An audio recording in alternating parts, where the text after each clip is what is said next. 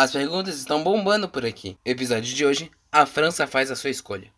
Algumas noites mais tarde, Michael e sua mãe estavam prontos para continuar a história da grande luta entre a verdade de Deus e os muitos esforços para impedir que ela se espalhasse. E aí, mãe, o que aconteceu na França? As coisas deram muito errado por lá, né?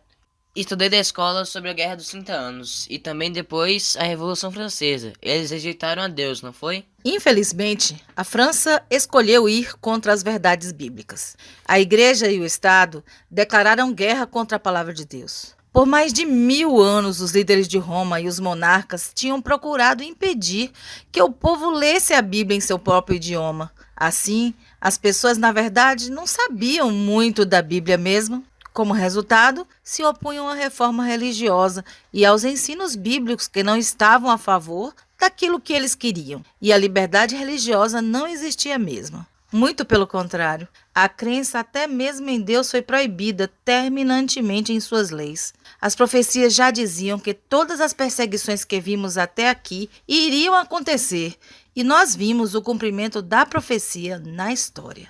Nossa família tem estudado muito a profecia bíblica, seguindo o princípio historicista.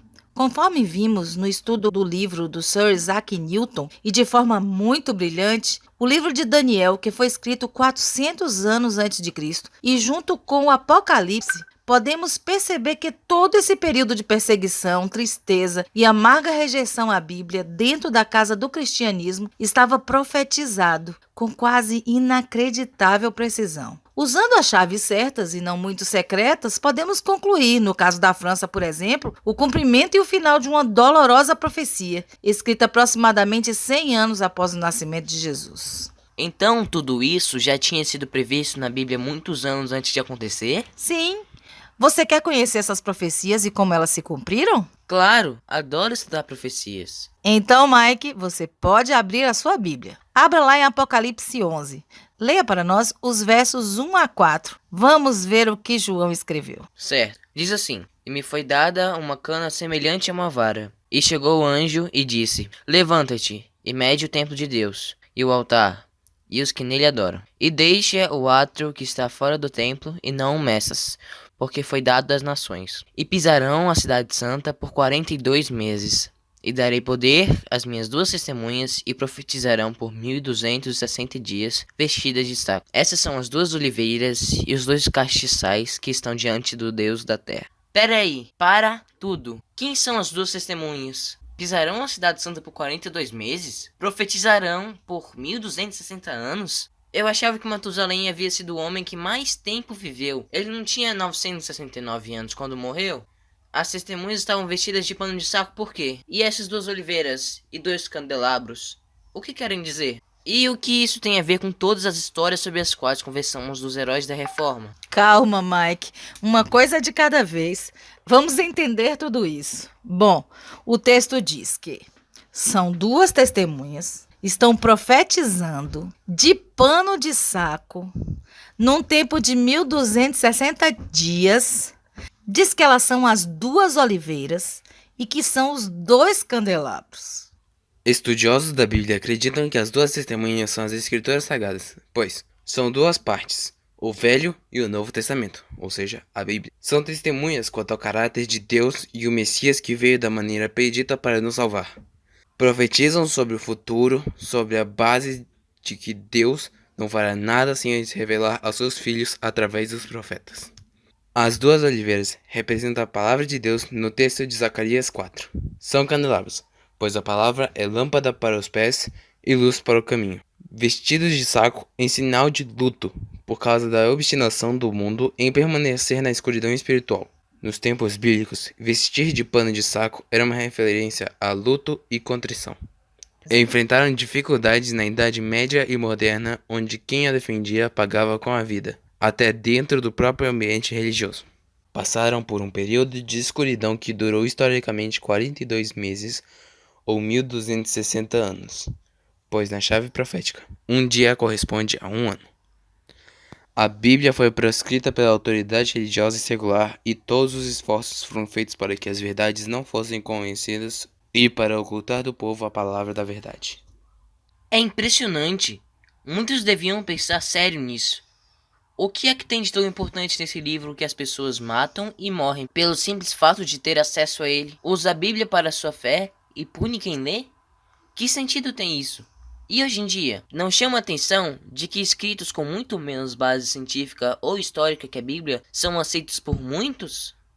Pelo que vimos em todas as nossas conversas, milhares morreram. Adultos, idosos, crianças, pregadores, camponeses, ricos e pobres, pessoas estudadas e sem estudo, e de todas as regiões, milhares de pessoas morreram.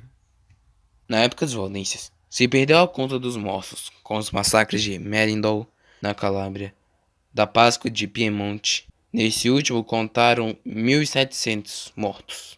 Na cruzada da cidade de Béziers, 20.000 homens, mulheres e crianças, além de muitos nas 9 cruzadas que conta a história.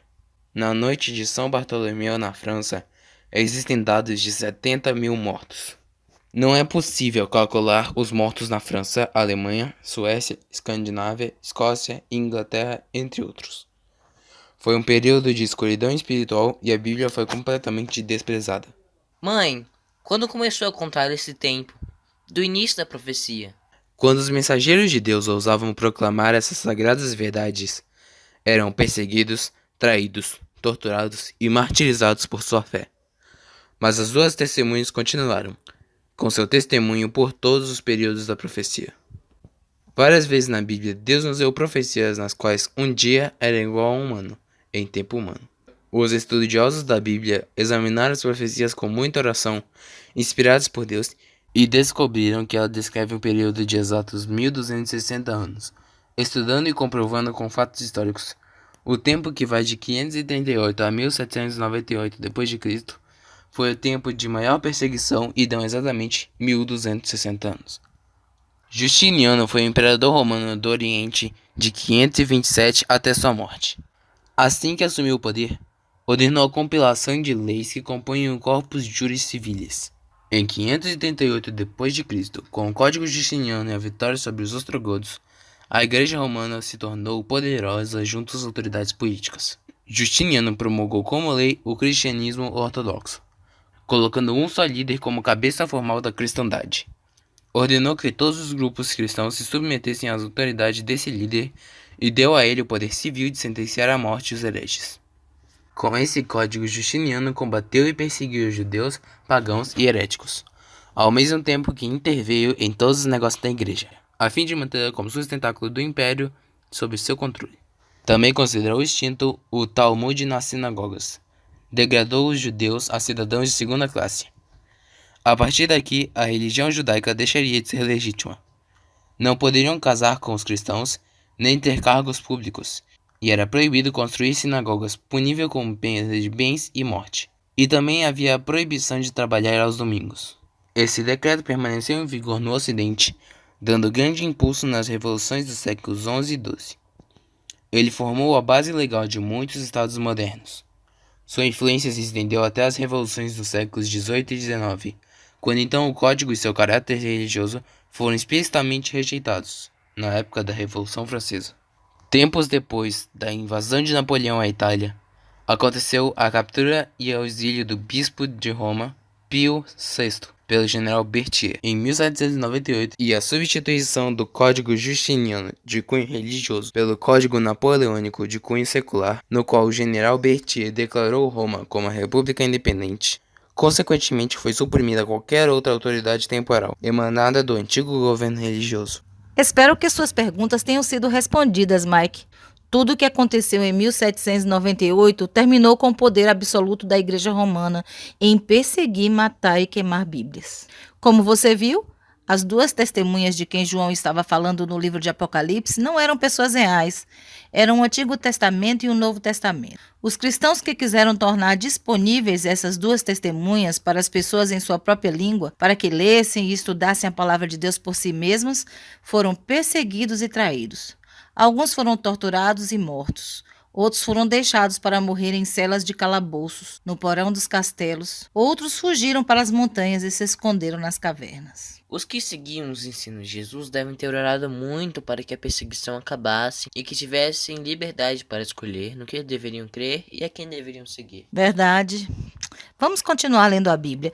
Leia, por favor, os versos seguintes, Mike. E se alguém lhes quiser fazer mal, fogo sairá da sua boca e devorará os seus inimigos. E se alguém lhes quiser fazer mal, importa que assim seja morto. Este tem poder para fechar o céu, para que não chova nos dias da sua profecia, e tem poder sobre as águas para convertê-las em sangue, e para ferir a terra com todas as sortes de pragas, todas quantas vezes quiserem. Mãe, a palavra de Deus é uma coisa muito séria.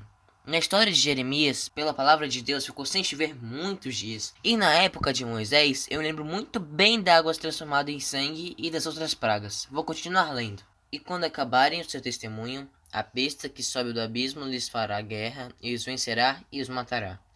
E jazerão seus corpos mortos na praça da grande cidade que espiritualmente se chama Sodoma e Egito, onde nosso Senhor também foi crucificado. E homens de vários povos, tribos e línguas e nações verão seus corpos mortos por 3 dias e meio. Não permitirão que seus corpos mortos sejam postos em sepulcros. E os que habitam na terra se regozijarão sobre eles, e se alegrarão e mandarão presentes uns aos outros, porquanto esses 2 profetas tinham atormentado os que habitam sobre a terra. E depois daqueles 3 dias e meio, o Espírito de vida vindo de Deus entrou neles, e puseram-se sobre seus pés, e caiu grande temor sobre os que os viram.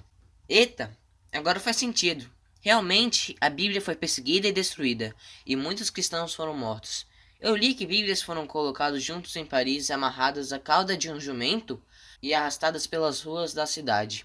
Que naqueles dias, as Bíblias foram empilhadas e queimadas enquanto pessoas gritavam: Viva a República da França! Sei que a palavra besta em profecia significa poder religioso ou político, e os 2 estavam envolvidos em todos esses acontecimentos. Mas, e essa cidade como Egito e Sodoma? Os versos em que João fala do Egito e de Sodoma, parece muito que ele estava vendo coisas que aconteceram durante a Revolução Francesa. Interessante. Me lembro da história de Moisés e de como o faraó egípcio desdenhosamente perguntou a Moisés: Quem é esse Deus para que eu lhe obedeça? João provavelmente estava vendo o ateísmo da França quando falou dos pecados de Faraó no Egito. Tem sentido, sim, exatamente como o faraó no Egito. A professora de história falou que a França ficou à parte, na história universal, como o único estado que, por decreto da Assembleia Legislativa, declarou não haver Deus. Ateísmo significa não acreditar em Deus de jeito nenhum. A comparação com Sodoma, então, foi pelo quê? Bom, Sodoma era conhecida por sua total falta de interesse em qualquer coisa que Deus mandasse as pessoas fazerem. Em vez disso, o povo de Sodoma passava o tempo todo em busca de prazeres da pior espécie. O povo francês também fez isso. Tratavam o casamento, por exemplo, como se não significasse nada. De acordo com Sir Walter Scott, a França foi a única nação do mundo a se colocar abertamente em rebelião contra o Criador do universo. Gente, que assustador resistir a Deus desse jeito. A França teve uma longa história de desafio a Deus, hein? Mãe, mas Jesus foi crucificado em Jerusalém, não na França. Como pode ser a França? Filho, no texto fala Sodoma e Egito, mas não estava falando exatamente daquelas cidades. Na realidade, só estava comparando com as coisas que elas faziam. Também quando fala de Jesus ter sido crucificado naquela cidade, penso muito bem naquilo que Jesus disse, que quando fizer alguns dos meus pequeninos, a mim o fazem. Eles realmente matando todos aqueles cristãos, é como se na França tivessem novamente crucificado Jesus. Contudo, a mais horrível entre as ações hediondas de todos os séculos foi o massacre de São Bartolomeu. Em 1572, o dia do massacre de São Bartolomeu varreu a França. O rei da França, instigado por sacerdotes e prelados, sancionou tal obra. Um sino, sob dobres fúnebres à noite, foi sinal para o morticínio. Milhares de protestantes que dormiam tranquilamente em suas casas, confiando na honra empenhada pelo rei, eram arrastados para fora e assassinados. Por ordem do rei, estendeu-se a todas as cidades onde se encontravam protestantes. Nobres e camponeses, velhos e jovens, mães e filhos eram juntamente abatidos. pereceram 70.000 pessoas da legítima flor da nação. Em Paris, esse massacre durou 7 dias. Os primeiros 3 foram piores, mas pela França inteira, cristãos fiéis continuaram sendo mortos durante até 2 meses. A notícia foi comemorada em Roma e foi até feita uma medalha especial para marcar o evento. E um artista chamado Vasari pintou 3 quadros sobre o tema e podem ser vistos em Roma ainda hoje. Os quadros mostram homens conspirando com o rei francês Carlos IX e depois efetivamente cometendo os massacres. O culto à divindade foi abolido pela Assembleia Nacional.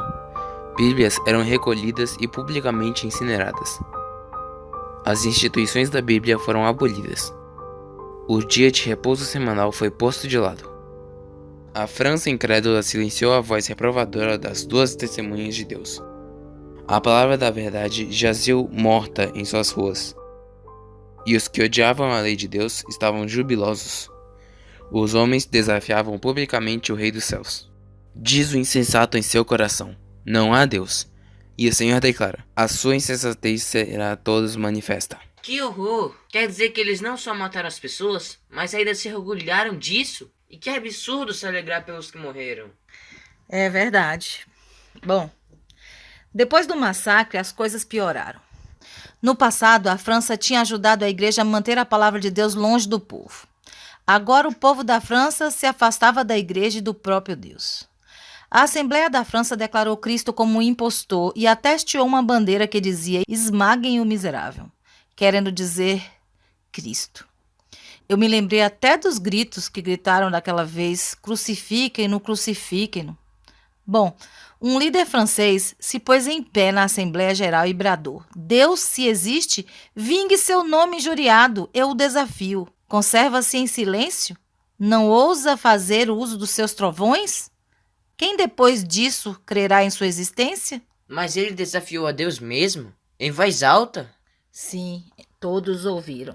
Bom, Bíblias foram reunidas e queimadas, igrejas e instituições religiosas foram fechadas, o sábado foi abolido e uma semana de 10 dias foi instituída, o batismo e a Santa Ceia foram abolidos, a existência de Deus foi negada, a morte foi declarada um sono perpétuo, o povo francês escolheu a adorar a deusa da razão em lugar do Deus do universo. Trouxeram uma moça que estava na prática da prostituição e a vestiram para representar a deusa da razão e a levaram até a Catedral de Notre Dame, onde a adoraram e diziam: essa é a nossa deusa. Eita! Quebraram o primeiro mandamento. Luís XV, que havia sido rei justamente antes dessa época, entendeu que uma terrível revolução se aproximava, mas nada fez para detê-la. Não tentou mudar nenhum dos abusos da aristocracia, que era todo aquele pessoal com poder e dinheiro. Isso também incluía os parentes do rei e alguns bispos de Roma. Todas as coisas terríveis que os líderes da igreja e os nobres tinham feito no passado contra o povo de Deus foram agora feitas contra os sacerdotes, a família real e seus parentes, e até mesmo contra o próprio rei Luís. Esse tempo terrível de sangue e execuções continuou por 3 anos e meio e até hoje é chamado de o Reino do Terror. Deve ter sido o mesmo tempo terrível. Embora as pessoas que estavam sendo mortas agora fossem também as que haviam matado os outros antes. Ah, entendi. No verso fala que por 3 dias e meio, que em profecia quer dizer 3 anos e meio, todos contemplarão os seus cadáveres e não permitirão que sejam sepultados, e que os habitantes da terra se alegrarão por causa deles, e festejarão, enviando presentes uns aos outros. Ah, a medalha e a festa em Roma. E aqui diz também que depois desses dias da parte de Deus, e eles ficariam em pé. Então, as testemunhas ressuscitaram? Ah, mas no final tudo acaba bem. As 2 testemunhas, isto é, a Bíblia ressuscitou? Entendi. Então é isso que quer dizer quando fala sobre o espírito de vida entrar. Sim, as profecias bíblicas têm um cumprimento exato. Em 11 de novembro de 1793, a Bíblia foi abolida por meio de decreto e em novembro de 1796 foi tomada a resolução dando tolerância à Bíblia e só foi promulgada em junho de 1797. Se você fizer as contas, vai dar 3 anos e meio. Depois de 3 anos e meio de devassidão, crimes, violências e uma comunidade de moral enfraquecida, a França retirou sua declaração de que não havia Deus. Passou a tolerar a igreja e a escritura novamente. Depois dessa época, a Bíblia foi honrada ao redor do mundo inteiro como nunca antes.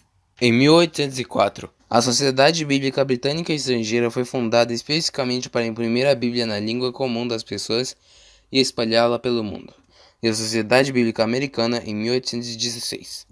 Estas sociedades, junto às quase inumeráveis subsidiárias, estão espalhando a Bíblia por todas as partes. Antes de 1804, a Bíblia havia sido impressa e distribuída em 15 línguas. Em dezembro de 1952, já havia sido traduzida para 1058 línguas e dialetos. Em um ano, a Sociedade Bíblica Britânica Estrangeira produziu uma cópia a cada 3 segundos. Essas Bíblias já foram produzidas em 2.935 idiomas falados por 6 bilhões de pessoas e novos idiomas são acrescentados cada ano. Incrível! Como estudar profecias é importante. Deus falou exatamente o que iria acontecer e no tempo certinho. Assim como o profeta João previu, o Antigo Testamento e o Novo Testamento, as duas testemunhas que foram mortas, permaneceram mortas nas ruas por 3 anos e meio, enquanto o povo festejava. Depois reviveram.